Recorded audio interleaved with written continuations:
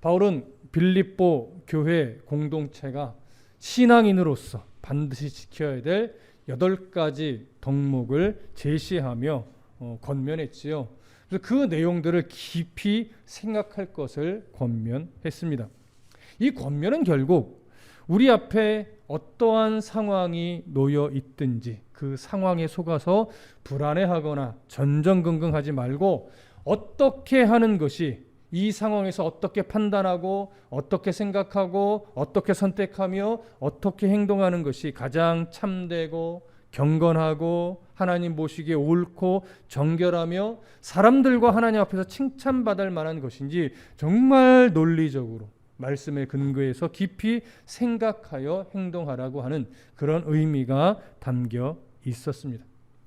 이제 바울은 빌립보 성도들이 보내준 그 선교 헌금에 대해서 깊은 감사의 마음을 전하면서 그들이 보낸 선교 헌금이 가지고 있는 의미와 가치가 무엇인지 그것을 바르게 전해줍니다. 오늘 그 내용을 살펴볼 것입니다. 자, 먼저 빌립보서 4장 10절을 함께 읽습니다. 10절 시작.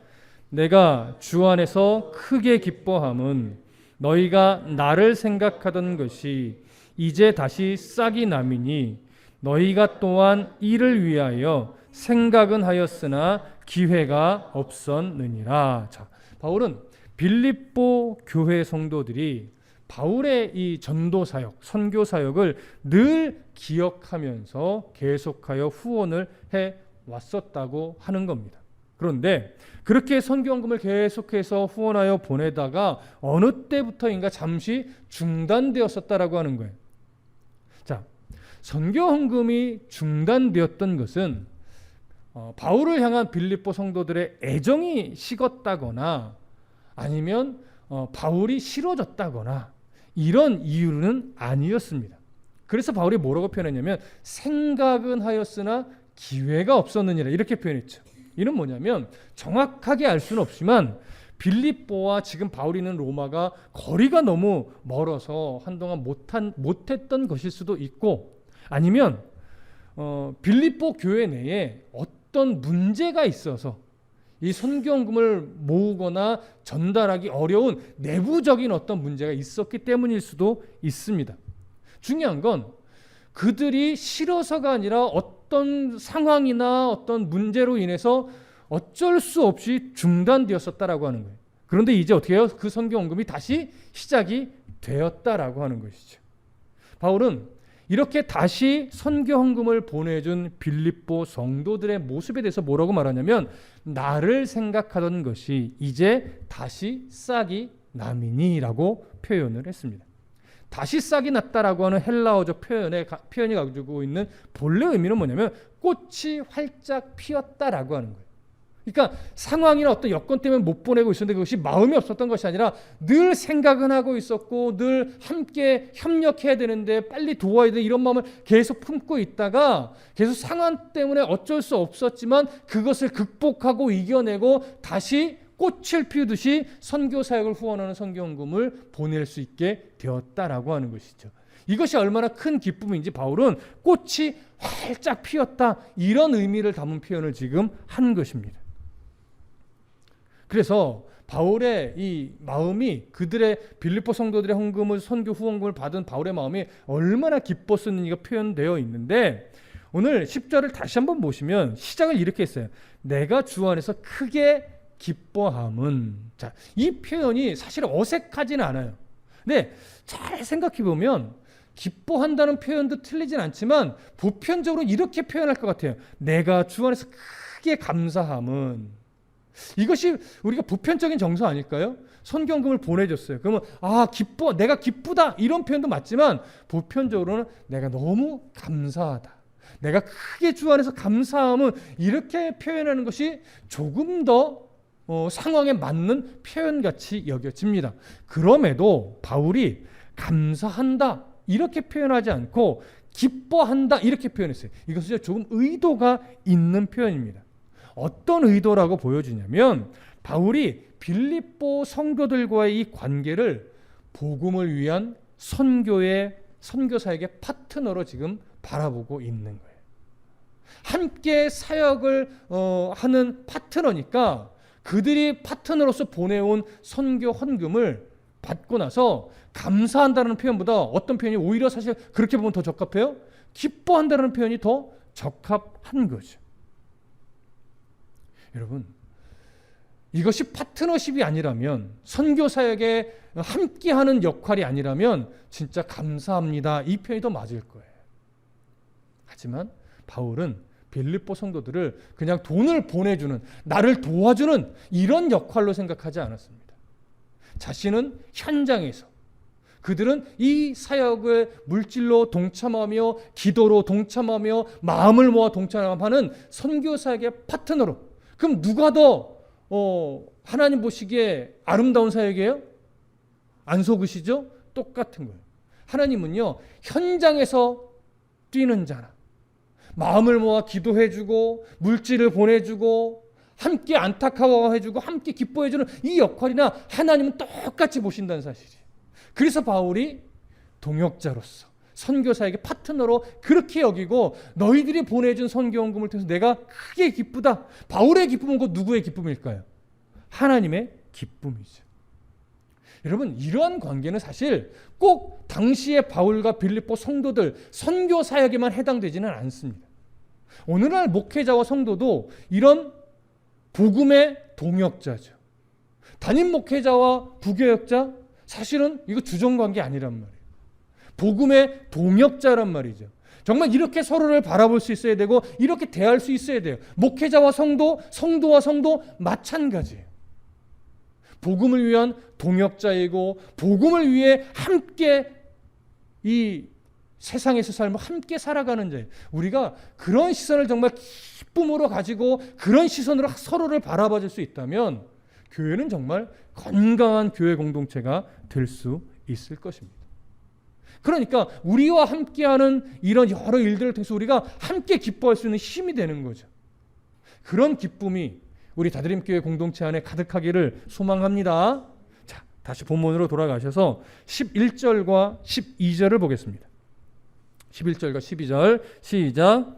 내가 궁핍함으로 말하는 것이 아니니라.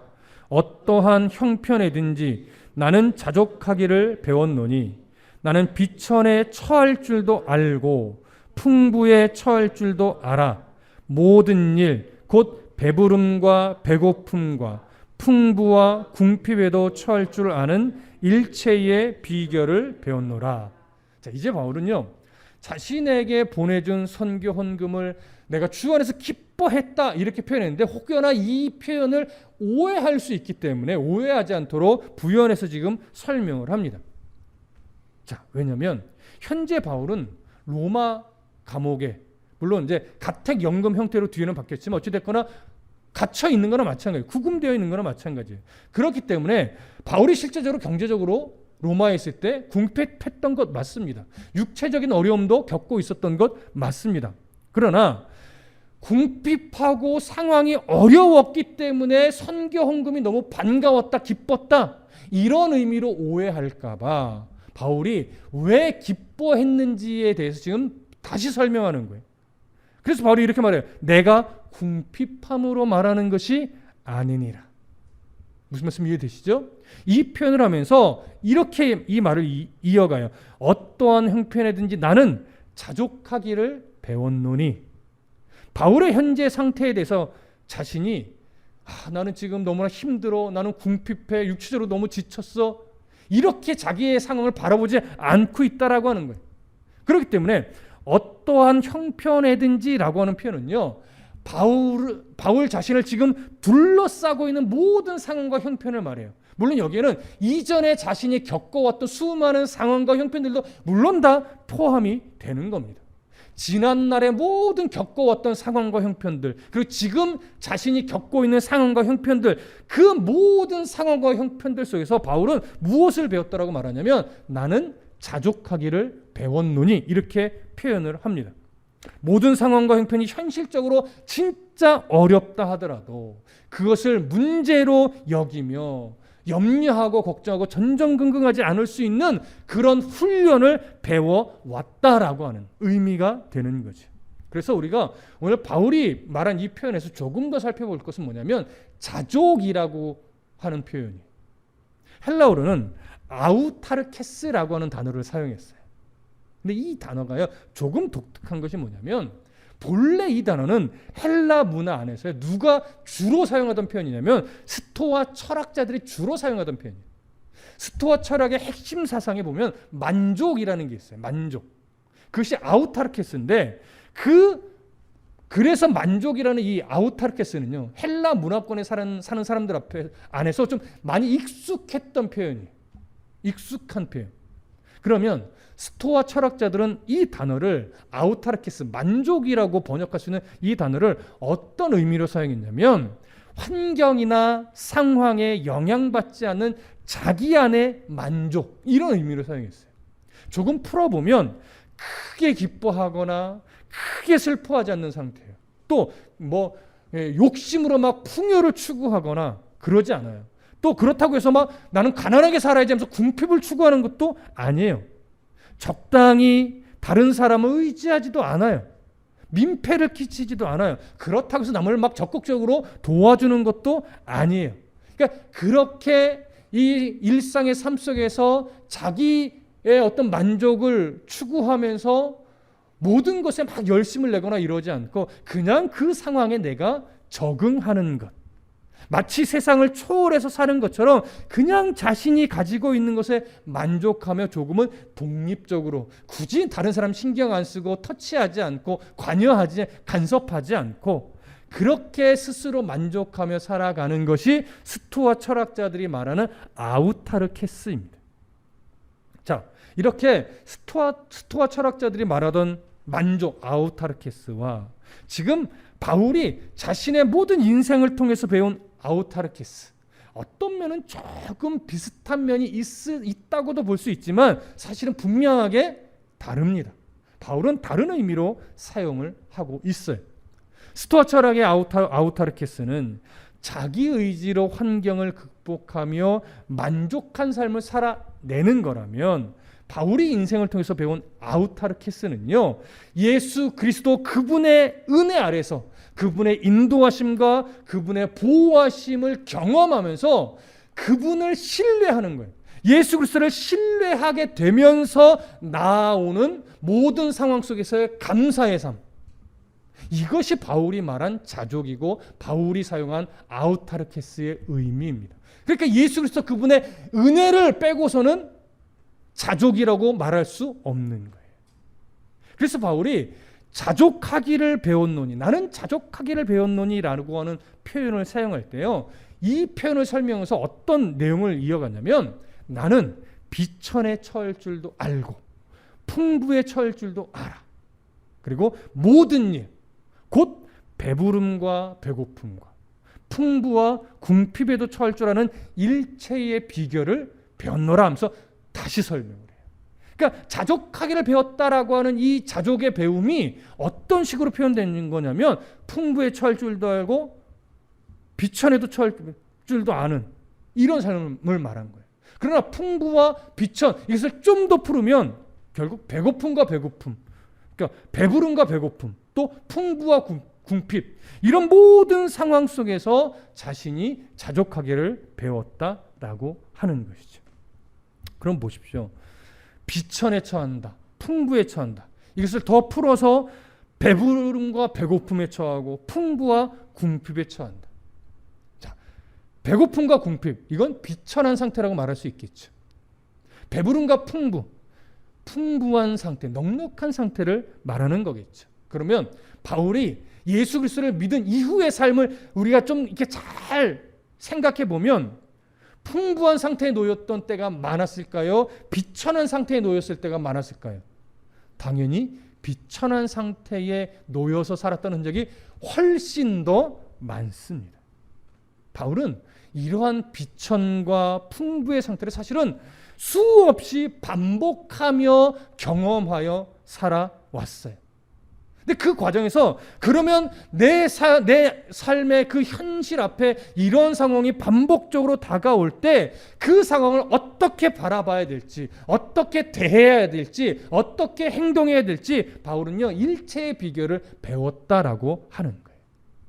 그래서 배웠다라고 번역된 이 동사를, 헬라어 동사를 잘 보면요, 완료 형태를 사용하고 있는 완료 형태는 이전부터 어떤 그 행동이 쭉 와서 지금까지도 이어져 있는 상태를 말해요. 그러니까 바울이 이 일체의 비결을 배운 것이요, 어느 한순간 머릿속에 반짝하고 깨달음이 와서 알게 됐다, 이런 의미가 아니라는 거예요. 그의 인생을 통해서 오랜 시간 반복적으로 경험하면서 비로소 알게 되고, 비로소 깨닫게 되며, 비로소 훈련된 모습을 갖게 된 그런 의미예요. 그러니까 단기간에 된 것이 아니란 말이죠. 오랜 시간 여러 상황들을 계속 수없이 반복해서 경험할 때 그 속에서 조금씩 하나님의 예수 그리스도의 은혜를 발견하고, 그 속에서 조금씩 그리스도의 보호하심과 인도하심과 지켜내시 이런 것들을 배워오는데, 그것이 겹겹이 쌓여가면서 어느 순간 야, 정말 하나님의 은혜 아래 내가 살아가고 있구나, 이걸 알게 되니까 웬만한 상황으로는 두려워하지 않고 거기서 하나님을 끊임없이 바라볼 수 있게 되니까 거기서부터 자족하는 이 마음이 생겨나는 거죠. 그러니까 그리스도의 인도하심, 보호하심, 지켜내주심, 이것을 보지 못하면 바울이 말하고 있는 자족이 무엇인지 사실 우리는 알지 못하는 것과 똑같습니다. 그리고 또 하나, 비결을 배웠다라고 할 때 이 비결로 번역된 헬라어 단어가요, 메미에마이라고 하는 단어인데, 아주 독특한 단어예요. 이게 좀 웃긴 것은 이 배웠다, 메미에마이라고 하는 단어가 어떤 곳에서 주로 쓰여지던 단어냐면, 헬라 시대, 헬라 문화 안에서 사실 종교가 되게 많잖아요. 근데 많은 종교 중에요, 신비 종교도 있었어요. 신비 종교. 근데 그 신비 종교에 심취했던 사람들이 그 신비 종교에 이제 입교를 하려고 입교식을 하는데, 입교식을 할 때 그들이 선언을 하나 해야 돼요.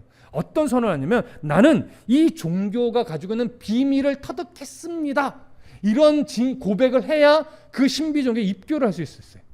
그럼 이 비밀, 이 신비 종교의 비밀이라고 할 때 이 비밀은요, 쉽게 터득이 되는 걸까요? 이들의 입장에서 아니에요. 나름대로 이들이 가지고 있는 어떤 기준과 원칙을 끊임없이 배우고 훈련하고 했을 때 비로소 나름 배우는 거예요, 이들도. 그렇다면 바울이 왜 굳이 이런 단어를 사용해서 자족할 줄 아는 일체의 비결을 배웠다라고 표현한 걸까요? 바울이 말하는 이 자족은요, 사람의 노력만으로는 알 수 있는 것이 아니기 때문에 그래요. 열심히 기도했다라고 알아지는 것도 아니고요, 성경을 막 몇 독씩 했다고 해서 알아지는 것도 아니고요, 성경 공부 제자 훈련을 했다고 해서 알아지는 게 아니기 때문에 그래요. 예수 그리스도의 주권 아래서 정말로 자신의 인생을 살아가면서 그리스도를 바라보고 그리스도 안에서 사는 법을 배우며, 그 배우는 과정에 수없이 넘어지고 일어나고 상처받기도 하고 억울하기도 하고 하나님 항변하기도 하고, 이런 수많은 과정들을 통해 조금씩 하나님을 알아감으로 인해 배워지게 되는 거예요. 거기서부터 자족이라고 하는 것이, 그리스도인의 자족이라고 하는 것이 느껴지고 알게 되고 깨달아지는 거죠. 그러니 성숙한 그리스도인이라고 할 때요, 그 성숙은 고상한 신앙생활을 말하지 않아요. 수없이 넘어진 흔적들, 수없이 고꾸라졌다가 일어나고, 모진 시련 앞에서 정말 어찌할 바를 몰라 당황했던 순간들도 수없이 있고, 그러나 그 가운데서 또 하나님이 어떤 하나님인지를 조금씩 경험하게 되는 이런 상황과 형편들이 겹겹이 쌓여서 내 안에 하나님을 만나고 하나님을 바라보게 되고 하나님의 은혜를 경험하는 것들이 쌓여서 생겨나는 거예요. 그래서 제가 자주 이런 신앙의 성숙, 바울처럼 자족하는 법에 대한 고백은 인생과 무관할 수 없다라고 늘 말씀드리는 이유가 그래서 그렇습니다. 청년의 때는 아직 더 많이 넘어져 봐야 되고, 더 많이 이 고난의 강을 넘어봐야 비로소 진짜 바울이 말한 자족이라는 것을 깨닫게 되고, 이 자족의 의미를 내가 깊이 깨달아 알게 되는 그때부터는 조금 더 이전과는 다른 삶을 살아갈 수 있게 되는 거죠. 바울이 고린도전서 15장 31절에서 이런 고백을 했어요. 형제들아, 내가 그리스도 예수 우리 주 안에서 가진 바 너희에 대한 나의 사랑을 두고 단언하노니 나는 날마다 죽노라. 이런 바울의 인생은요, 날마다 죽는 상황을 수없이 겪어온 인생이에요. 앞으로도 겪을 것을 각오한 인생이죠. 이 날마다 죽는 싸움, 바울의 이 싸움을 통해서 바울은 끊임없이 그리스도의 은혜를 경험합니다. 날마다 죽는 상황을 계속 반복하면서 결국 바울은 예수 그리스도의 인도하심과 지키심과 보호하심과 다시 오실 그때에 대한 소망으로 가슴을 가득 채울 수 있었습니다. 그러니 자족할 수 있지요. 그러니 궁핍하다고 절망에 빠지지 않죠. 비천에 처했다고 해서 인생을 포기하거나 내던지지 않죠. 왜? 언제나 주님으로 인한 안정감과 다시 오실 주님을 바라보는 소망이 가득 차 있으니까 어떤 상황과 형편에서도 그는 마음의 평화를 누리며 자족하며 기쁨으로 살아갈 수 있는 힘을 가지고 있었던 것입니다.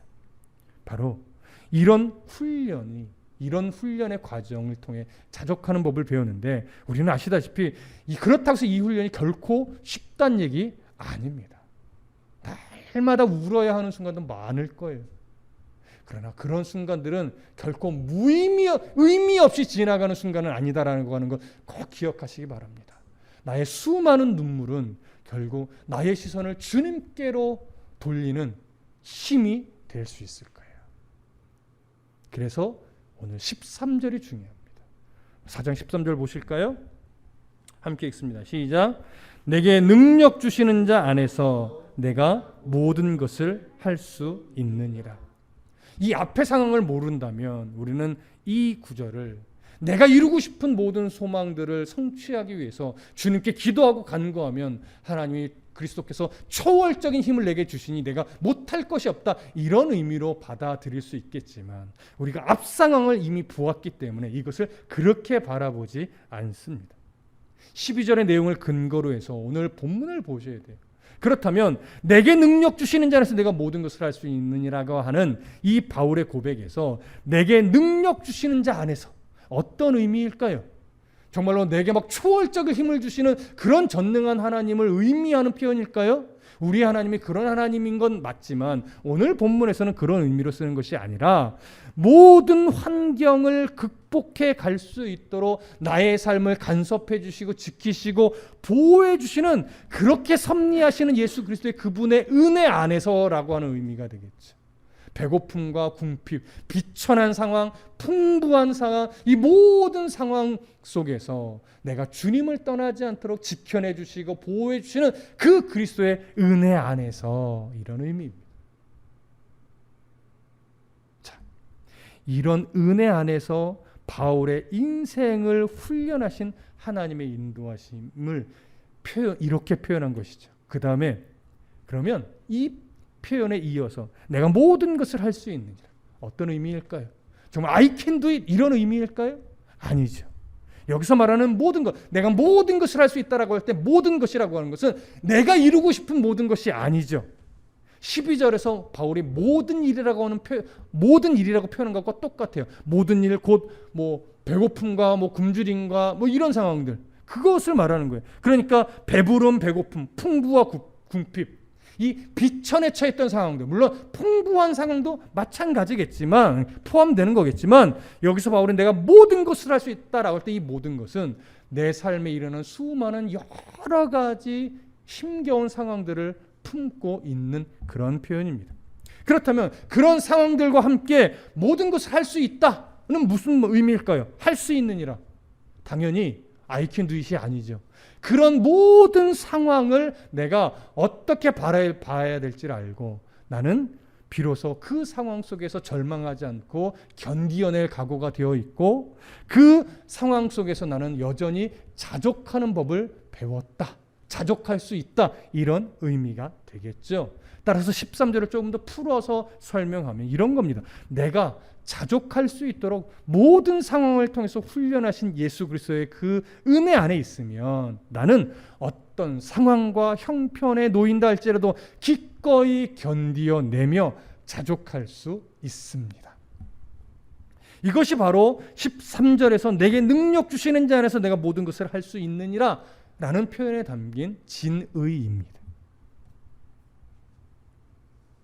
자, 이처럼 이 바울의 고백 또 이 선언은요, 빌립보 성도들 뿐만이 아니라 역사 속에서 살아가고 있는 모든 성도가 평생을 두고 배워가야 할 아주 중요한 신앙적 과제라고 할 수 있습니다.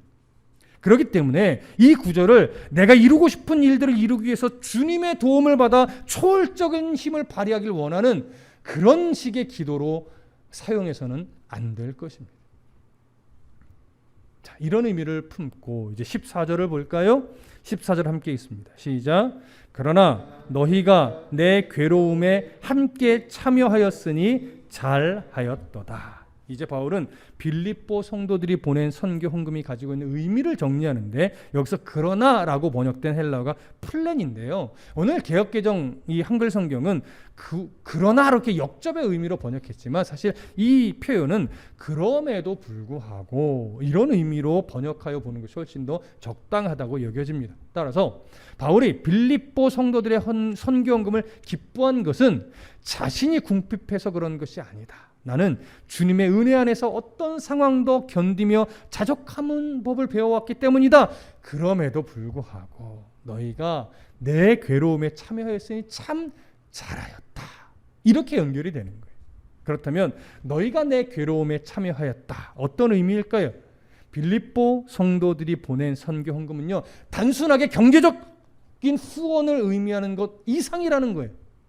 그럼 경제적인 후원보다 더 그 이상의 의미라는 건 뭐겠습니까? 바로 복음을 위해서 받고 있는 바울의 괴로움에, 그러니까 선교 사역에 그들은 물질로서 또 마음으로서 함께 동참하고 있는 것이다. 이런 의미겠죠. 그래서 앞에서도 선교 사역의 파트너로 바라보고 그들의 헌금을 감사한다고 표현하기보다 기뻐한다라고 표현했던 이유가 그래서 그랬다라고 말씀드렸습니다.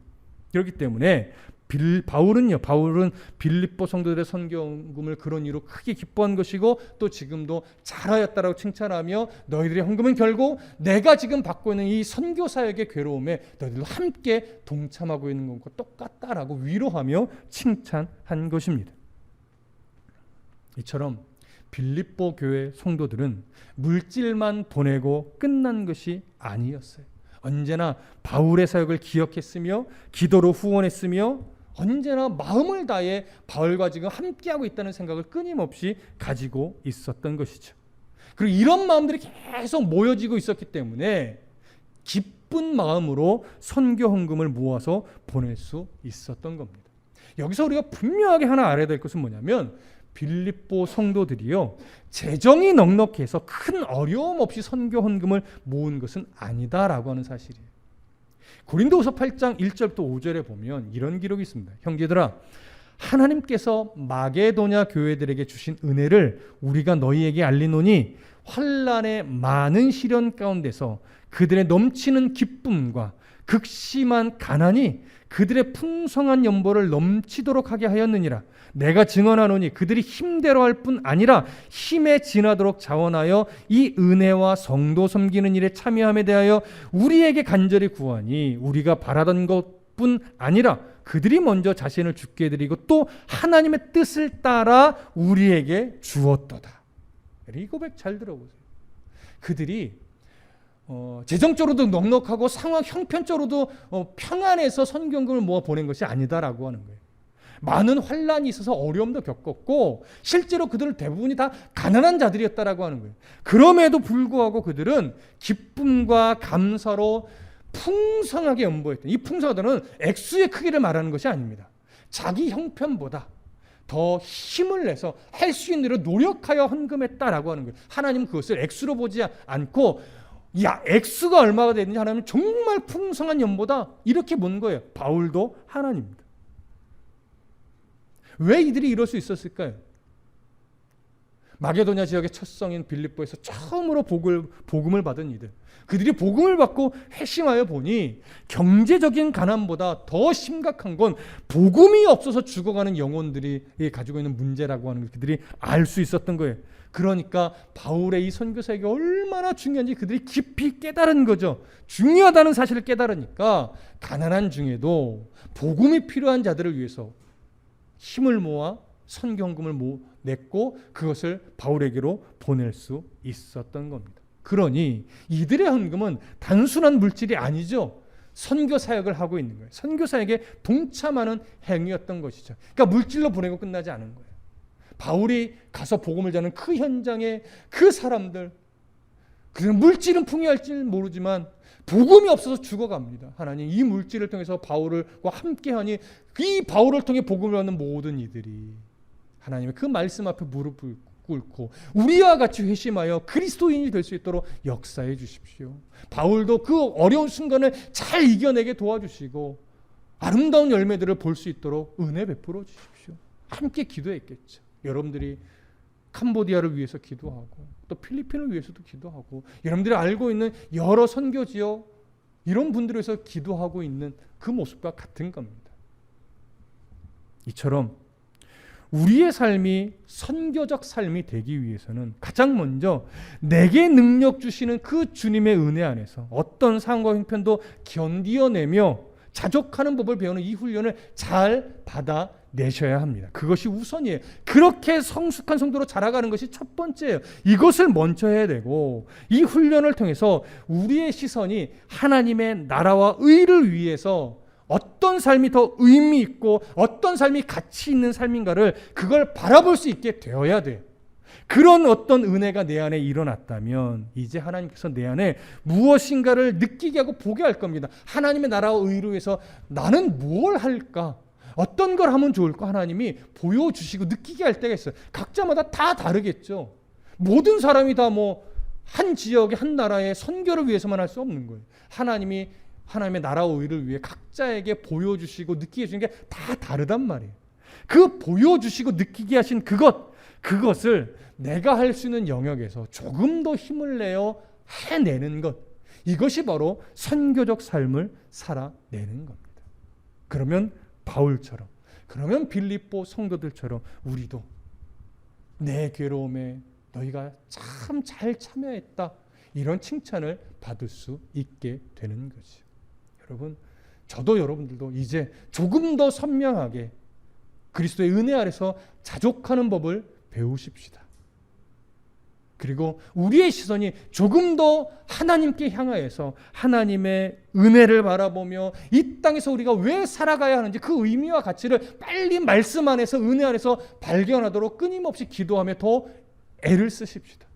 그리고 그 의미와 삶의 가치를 발견했다면 이제 하나님이 나의 이 연약하고 작은 인생을 통해서 한 부분 무엇을 감당하길 원하실지 기도하는 중에 하나님 언젠가는 보여주시겠죠. 느끼게 해주시겠죠. 그러면 사람의 시선으로 크니 작니 논하지 말고 크든 작든 폼이 좀 나든 안 나든 내게 보여주신 그것을 내가 힘을 내서 섬기다 보면 또는 헌신하다 보면 또 돕다 보면 하나님은 그런 연약한 우리의 삶을 선교적 삶으로 인정하시며 크게 기뻐하시는 그런 하나님의 미소를 발견하시게 될 겁니다. 바울의 괴로움에 참여했던 그런 빌립보 성도들처럼 우리도 주님의 기쁨에 동참하는 이런 삶이 선교적 삶이 되시기를 간절히 소망하고 축복합니다. 기도하겠습니다.